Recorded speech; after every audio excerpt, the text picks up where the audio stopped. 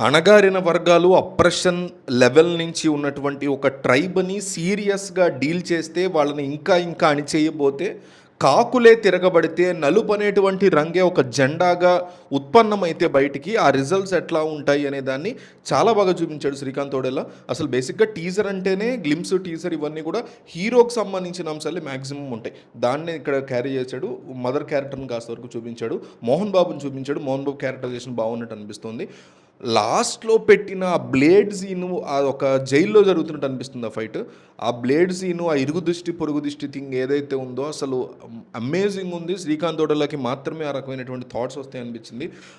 Too much of violence obviously అనిపించింది. ఆ violence తగ్గి సినిమాలో అప్రెస్డ్ సెక్షన్స్ గురించి క్లియర్ కట్ మెసేజ్‌ని అర్థమయ్యేలాగా అండ్ ఈ ప్రివిలేజ్డ్ క్యాస్ట్ వాళ్ళకి, ప్రివిలేజ్డ్ సెక్షన్స్ వాళ్ళకి అర్థమయ్యేలాగా చెప్తాడు శ్రీకాంత్ ఓడెలా చాలా స్ట్రాంగ్‌గా. హార్ష్‌గా చెప్పొచ్చు.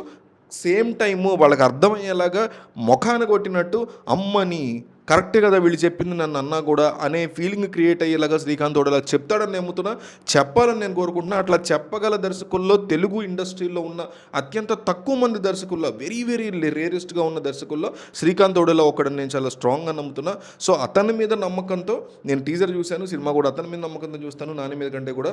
సో టీజర్ పీక్స్ ఉంది. అనిరుద్ధ్ బ్యాక్గ్రౌండ్ మ్యూజిక్ అద్దరు కొట్టేసింది. సో మీరు చూస్తుంటే మీకేమనిపించింది టీజర్? కామెంట్ చేయండి.